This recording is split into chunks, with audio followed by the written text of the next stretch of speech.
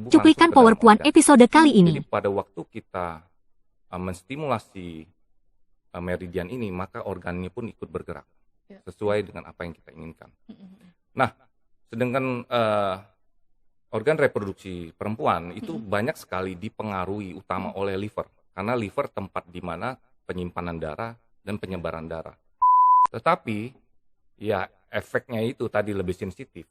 Jadi pergerakan darah ini sangat bergantung pada emosional perempuan. Jadi kalau misalnya perempuan kecapean, overwork, overthinking, liver itu stuck mulai. Maka menstruasinya mulai terganggu. Selamat datang di Power Puan.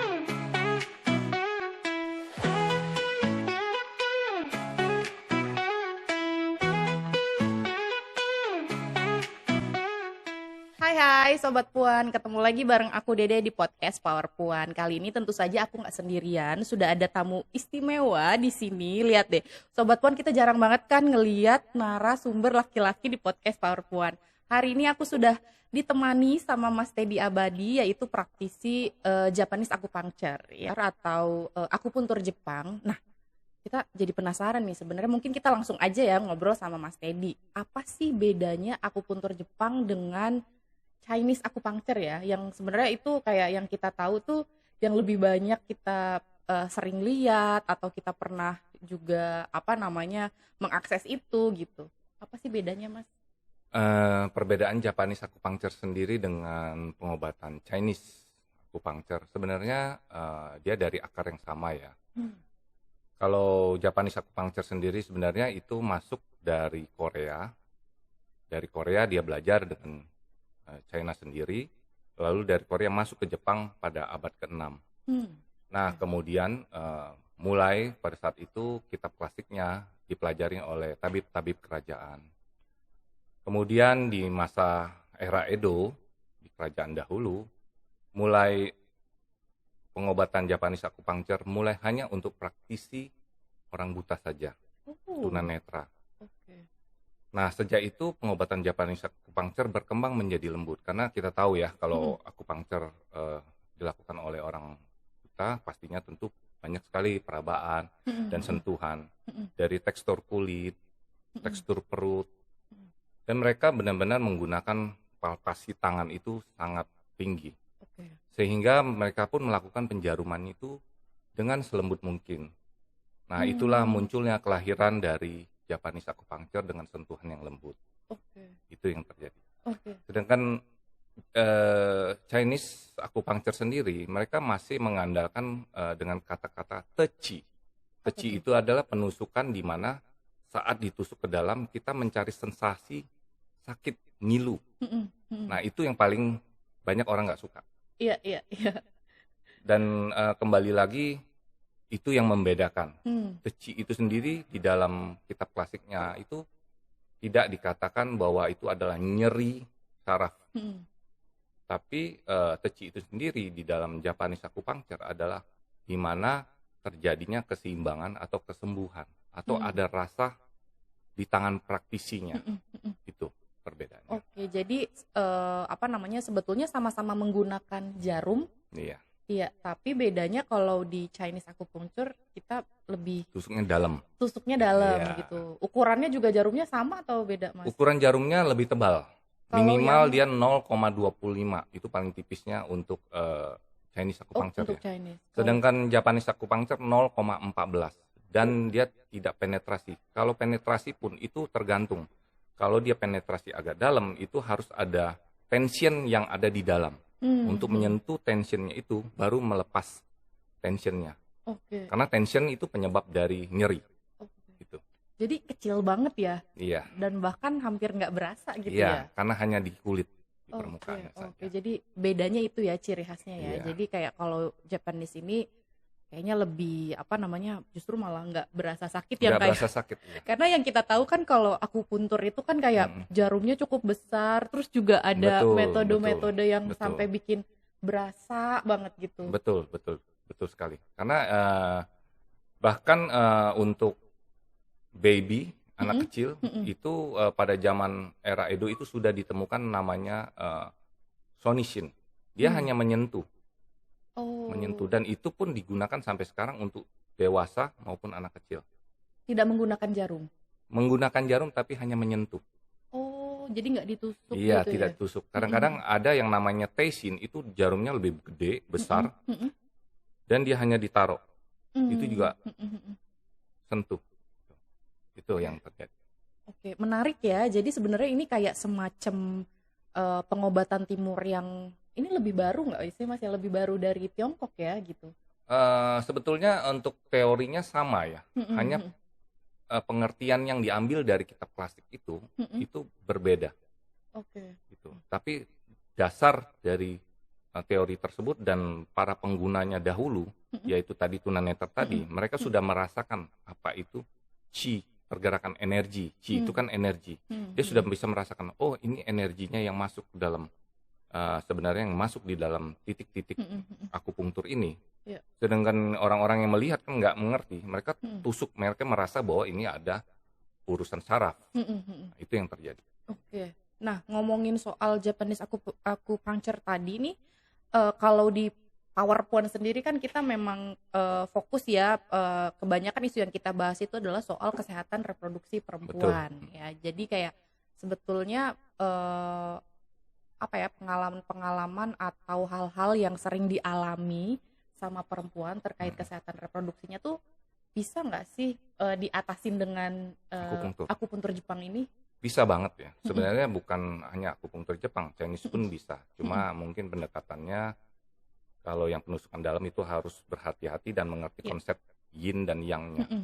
Nah, kalau dalam Japanese acupuncture karena dia sudah standarnya itu dangkal, itu aman banget. Jadi untuk proses membantu untuk masalah reproduksi itu biasanya kita harus lihat dahulu organ apa yang terkena. Kalau di dalam pengobatan timur, mereka selalu melihat meridian dan organ. Apa tuh meridian? Meridian itu adalah aliran di mana energi itu berjalan. Oke. Energi itu dan meridian ini terhubung langsung ke dalam organ. Jadi pada waktu kita menstimulasi meridian ini, maka organnya pun ikut bergerak sesuai dengan apa yang kita inginkan. Nah, sedangkan organ reproduksi perempuan itu banyak sekali dipengaruhi utama oleh liver, karena liver tempat di mana penyimpanan darah dan penyebaran darah.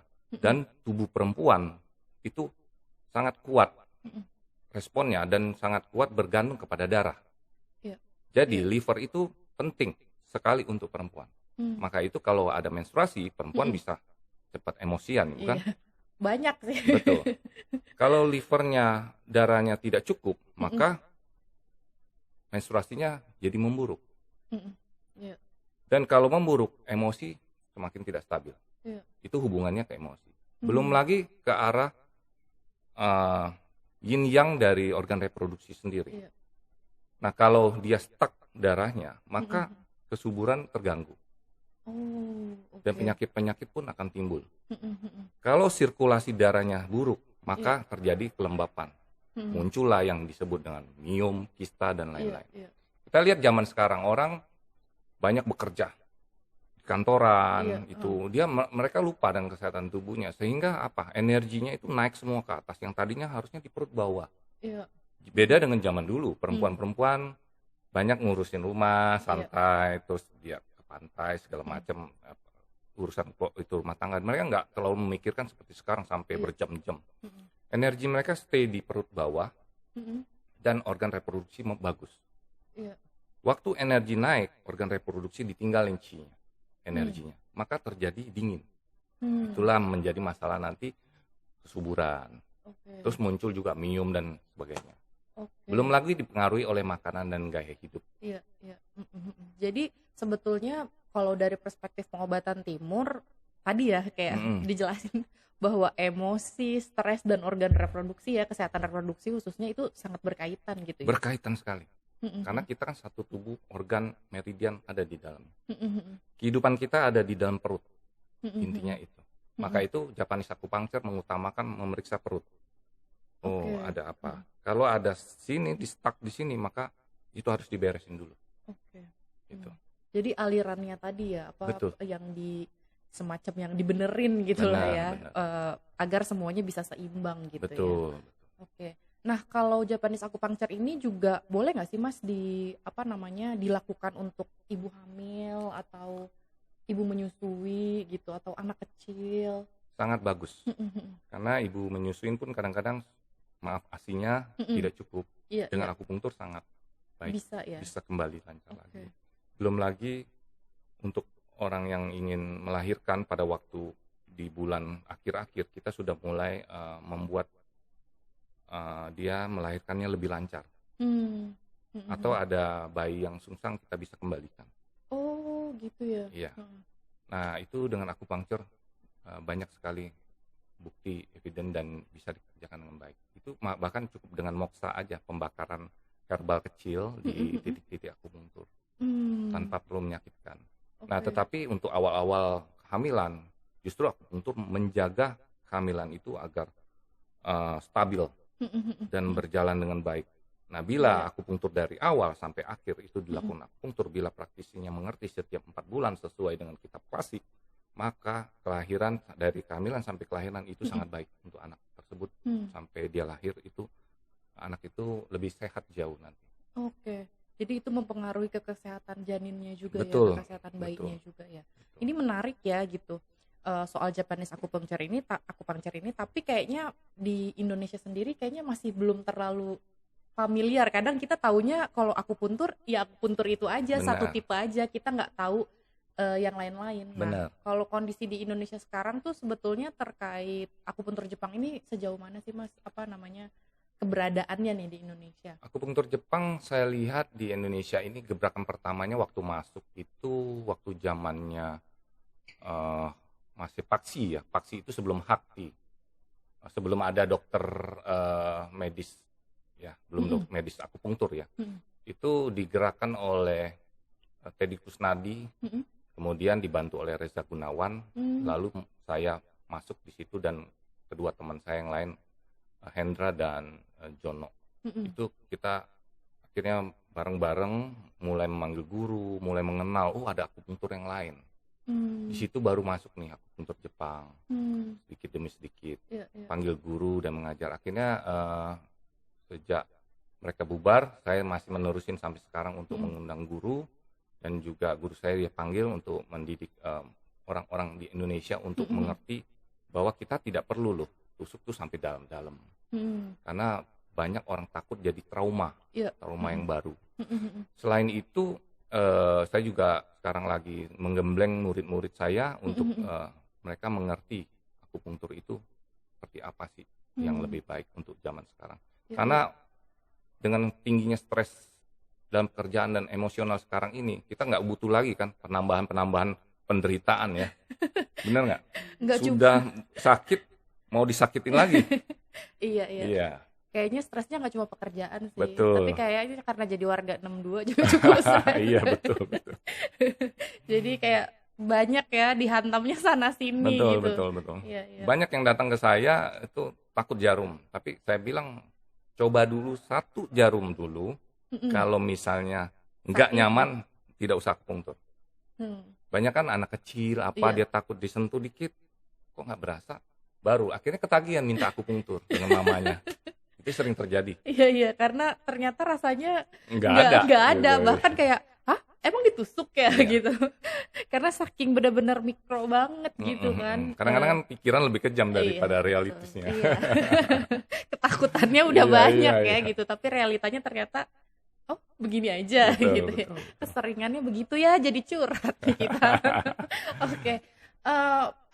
Ngomongin soal tadi, berarti ternyata perkembangannya masih sangat minim gitu ya Mas? Masih sangat minim ya. Iya, tapi sebetulnya ini metode yang alternatif pengobatan timur yang justru cukup cukup penting gitu ya buat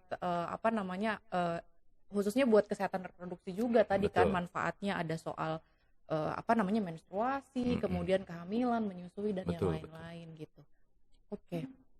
Nah, Mas Teddy, aku juga jadi penasaran nih sebetulnya kalau akupuntur Jepang ini sebenarnya bisa nggak sih dikombinasikan dengan pengobatan yang konvensional, kayak kita bisa bilang pengobatan barat lah ya gitu, yang obat-obatan gitu.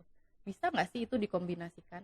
Tentu sangat bisa ya, Mm-mm. karena terutama untuk masalah-masalah yang sangat sulit ditangani oleh Mm-mm. kedokteran barat seperti cancer Mm-mm. dan masalah-masalah lainnya Ya. seperti fibromyalgia itu kan Mm-mm. sulit ya, itu Mm-mm. karena faktor emosi ya. Nah, akupunktur sangat bisa membantu. Mm-mm. Nah, dengan cara kita kan nggak lihat penyakitnya, Iya. kita gimana caranya menyeimbangkan tubuh, lalu kita merawat tubuh, Mm-mm. merawat manusianya. Iya. Kalau pengobatan barat Mm-mm. itu kan fokus kepada penyakitnya, Iya. tapi dia terkadang lupa sama manusianya. Nah, itu tugas kita merawat manusianya, Mm-mm. lalu efek apa saja yang dialami manusianya secara emosional, Ya. faktor-faktor lain, kita bisa bantu banget itu di Mm. dalam pengobatan, efek samping dari pengobatan barat. Ya, Nah, ya. untuk kasus reproduksi sendiri, itu juga sama. Bila klien kita datang dengan keluhan tersebut dan dia sudah makan obat, tentunya kita lihat apa ketidaknyamanan yang lain, Iya. menjadikan itu keluhan utama kita. Lalu kita Mm. seimbangkan dan kita hilangkan masalah-masalah keluhan tersebut, sehingga dia nyaman di dalam menjalani pengobatan Iya. barat itu sendiri. Iya. Yang jadi masalah, terkadang kedokteran barat sudah tidak bisa menyembuhkan, nyerah, lalu datang ke kita, minta disembuhkan dengan cepat. Itu terkadang-kadang tidak masuk akal. Itu Sangat sih yang tidak masuk terjadi. akal ya. Jadi kayak giliran udah kondisinya begini malah dilempar gitu ya. Padahal Betul. sebetulnya idealnya justru bisa jalan berbarengan gitu ya Betul. dari awal. Karena pada dasarnya kan kita bukan mengobati, merawat tubuh. Mm-mm. Itu merawat tubuh berarti membutuhkan waktu. Iya. Tubuh bergerak, waktu kita stimulasi, tubuh bergerak, menerima, terus memproses, Iya. lalu menghasilkan. Mm-mm. Apa yang diproses, apa yang dihasilkan, itu tergantung tubuhnya. Gitu. Kalau itu keluhannya sudah lama sekali, ya tubuh pasti pelan-pelan. Ibarat begini, kita dalam kehidupan sehari-hari membuat jalan lurus tubuh kita menjadi miring.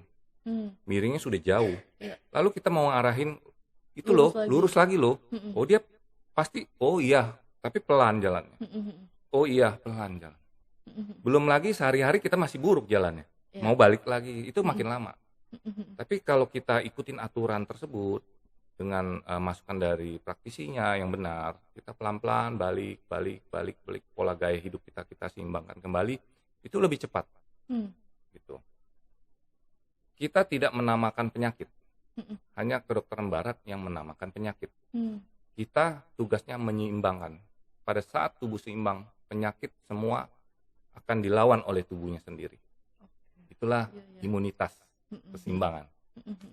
Jadi itu ya tadi ya bedanya. Jadi sebetulnya tidak justru akupuntur Jepang atau pengobatan timur dengan pengobatan barat yang obat-obatan itu juga sebenarnya tidak berseberangan gitu ya Tidak, Mas. tidak berseberangan. Walaupun memang pengobatan barat itu kadang memberikan efek samping, itu yang membuat kita terkadang kesulitan karena sifat obat itu kan keras, merubah, paksa. Tapi kita merawat dengan kesadaran itu tentunya nggak gampang melawan obat. Iya. Maka itu kita juga butuh waktu. Nah, yang tadi Mas sebutkan sebetulnya kan banyak ya penyakit-penyakit yang bisa sakit-sakit gitu ya, atau keluhan-keluhan yang cukup berat gitu ya. Nah, kalau misalnya Sobat Puan nih kayak pengen mengakses atau pengen nyobain nih Japanese Acupuncture ini yang sebetulnya ya pengen cobain aja gitu. Sebenarnya nggak ada keluhan, itu boleh nggak sih? Bisa nggak? Tentu boleh. Untuk menjaga kesehatan sehari-hari, kita tentunya tubuh ini butuh namanya diberikan juga kenyamanan. Tubuh akan memberikan kenyamanan tersebut, feedbacknya ke tubuh kita sendiri, ke diri kita sendiri adalah kenyamanan juga.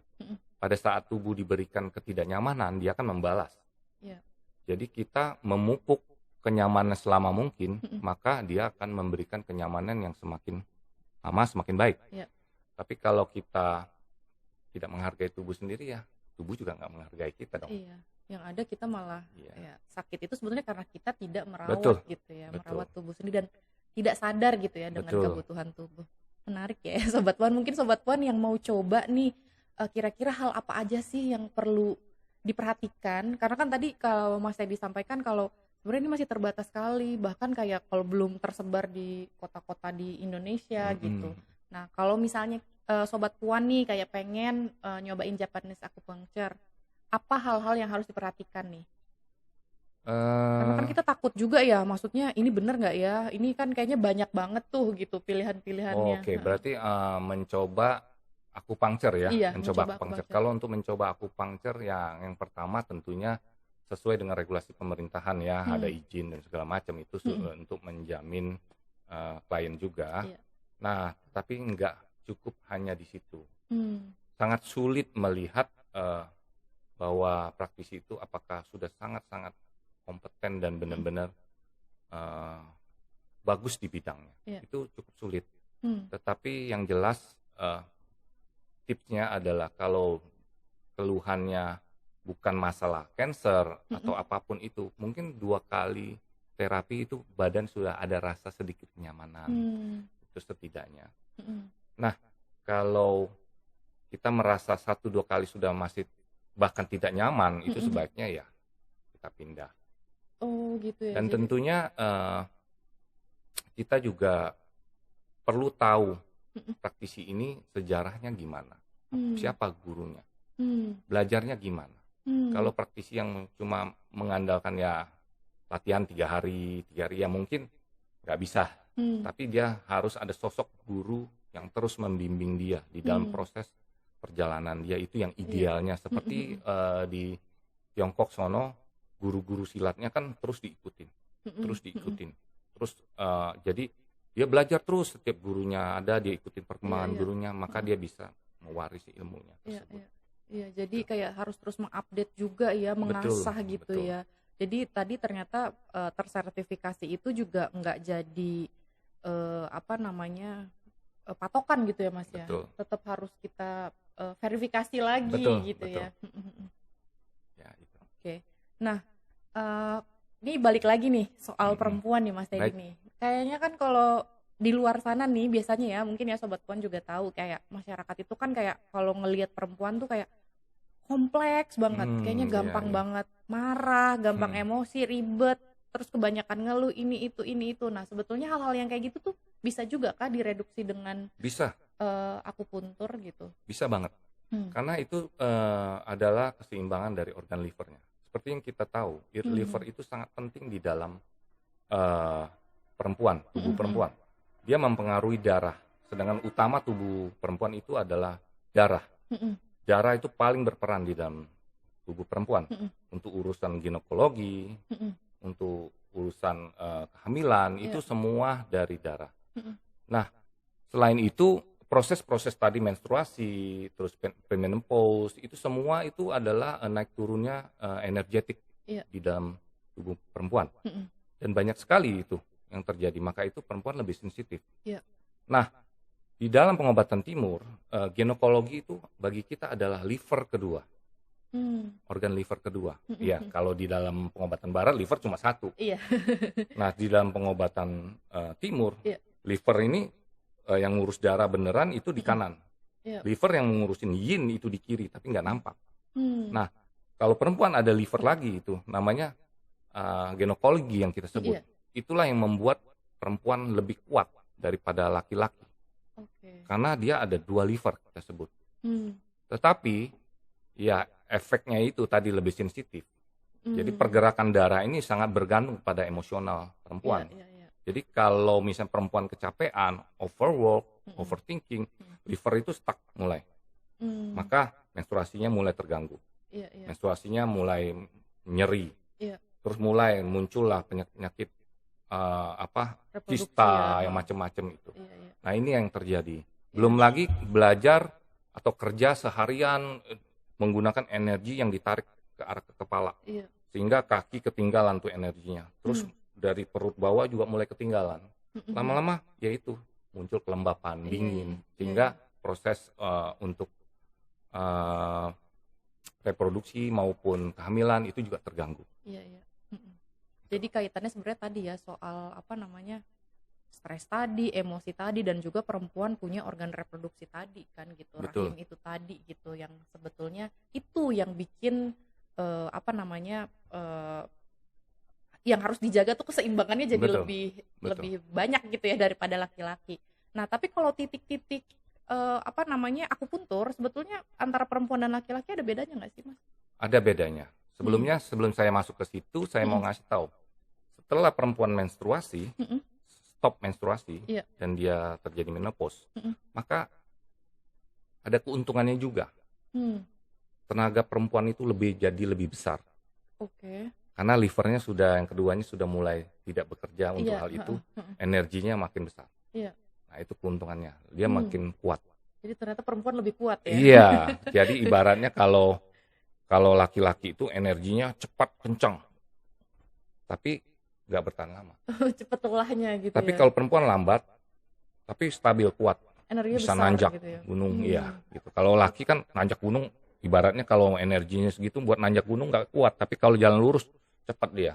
Tapi kalau perempuan lambat tapi nanjak gunung bisa. Gitu. Wow, itu ya fun fact ya, ternyata bahwa perempuan ternyata lebih kuat loh daripada Iya. laki-laki. Oke, soal masuk pemilihan titik, tentunya karena perempuan itu lebih banyak berhubungan dengan darah, maka titik-titik yang kita ambil lebih cenderung mengarah darah. Iya. Tetapi tentunya di dalam Japanese acupuncture kita melihat dulu organ apa dulu yang terkena.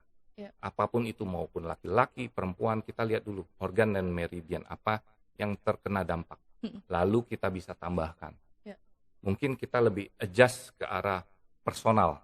Misalnya klien A, dia kerja keras di kantoran, maka kita adjust dengan titik akupunktur yang lebih yang, lebih menambah chi. Iya. Misalnya dia santai di rumah, ya kita terus energinya berlebihan banyak, sehingga panasnya banyak di dalam tubuhnya, ya kita mulai mereduce dengan cara yin-nya yang kita tingkatkan sehingga yang-nya lebih reduce.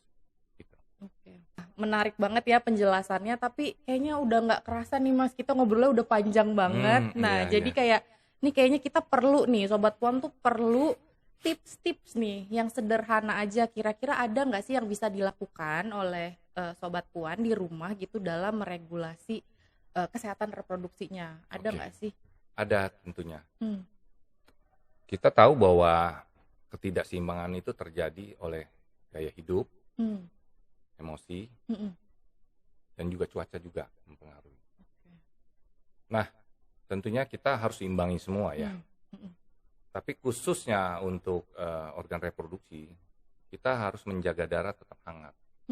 Ya misalnya cuaca dingin kita pakai jaket,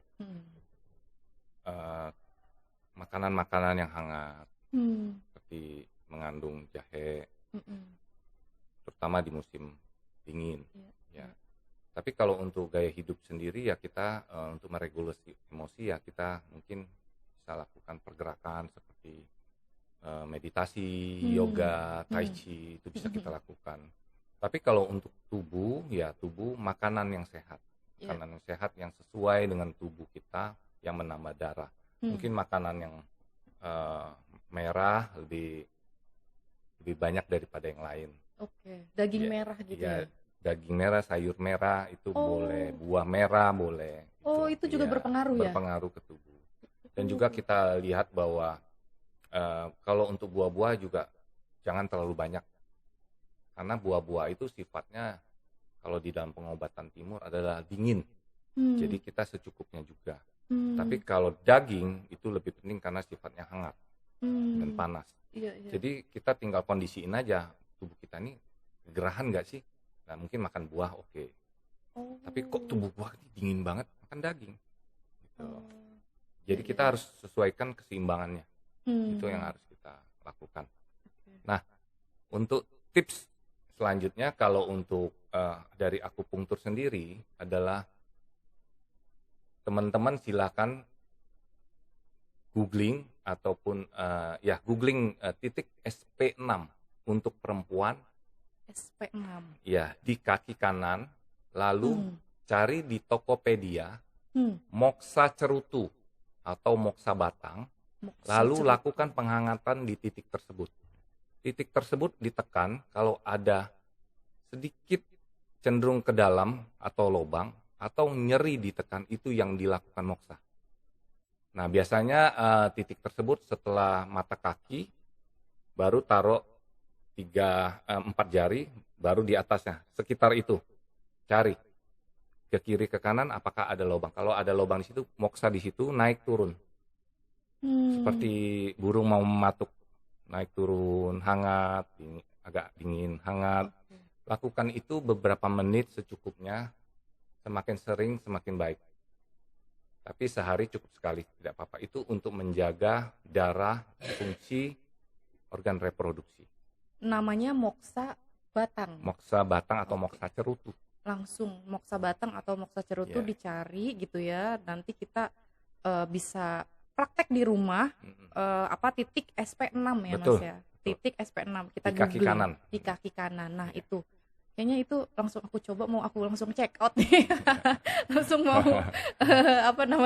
beli ya, dan itu bisa dilakukan sendiri di rumah ya. Bisa dilakukan sendiri. Oke, wah. Oh ya, satu lagi saya mau kasih tahu, untuk Japanese acupuncture biasanya mereka menggunakan guide tube atau shinkan. Nah, ini seperti bentuknya tabung. Jadi penusukannya jadi lembut sekali. Gitu. Nah, ini guide tube sendiri ada sejarahnya penemunya. Dia namanya adalah Waichi Sugiyama atau Sugiyama Waichi. Itu di era Edo. Era Edo itu abad pertengahan. Dia menemukan, dia seorang praktisi buta. Lalu dia meditasi karena bodohnya dia dalam berpraktik, dia frustasi sampai dia nggak sengaja keluar, dia tersandung, lalu ketemu bambunya nancep ada paku. Di situ dia dapat ide. Lalu dia melakukan praktik dengan guide tube ini. Lalu dia mendirikan sekolah. Sampai saat ini di Jepang ada shrine-nya, ada kuburannya yang jadi prasasti. Saya sudah ke sono lihat. Setiap kali orang-orang Jepang kalau lulus, mereka berdoa di sana untuk biar masa depannya baik sebagai akupunktur dan praktisi itu. Oke, terima kasih banyak Mas Teddy atas kuliah kali ya. Kita udah kayak lebih disebutnya kuliah berapa SKS gitu ya hari ini. Kalau Sobat Puan nih Mas Teddy mau ketemu Mas Teddy nih buat Japanese acupuncture nih, kira-kira bisa datang kemana? Ya, kalau untuk ketemu saya boleh datang ke Enlight Mind di Jalan Bandeng. Di situ saya setiap Selasa praktek. Dan kalau di Karawaci saya kemungkinan hari Rabu dan Sabtu. Gitu ya, itu sih. Enlight Mind di Jakarta ya. Iya. Jadi kalau misalnya Sobat Puan yang di luar Jakarta masih belum ini ya. Belum, iya. Masih belum bisa. Mungkin setelah ini Mas Teddy mau bisa ini tour gitu ya. Tour keliling Indonesia buat Japanese acupuncture. Nah itu dia tadi Sobat Puan, kalau misalnya mau mengakses atau mau ikutan Japanese acupuncture sama Mas Teddy, bisa di Enlight Mind ID ya. Iya, bisa dilihat di Instagram dan juga di Karawaci. Ini buat Sobat Puan yang warga Karawaci, warga Tangerang, boleh banget bisa langsung aja buat appointment sama Mas Teddy gitu ya. Kalau gitu terima kasih banyak Mas Teddy atas waktunya. Sobat Puan, terima kasih banyak untuk episode kali ini. Sobat Puan, kalau yang mau komen, mau nanya sama Mas Teddy langsung, boleh komen aja, bisa di kolom komentar. Atau Sobat Puan kalau misalnya mau ngasih ide buat temanya, topiknya, dan juga narasumbernya, boleh banget DM kita. Dan jangan lupa juga untuk follow semua sosial media YKP buat info-info terupdate lainnya. Sampai ketemu lagi di episode berikutnya.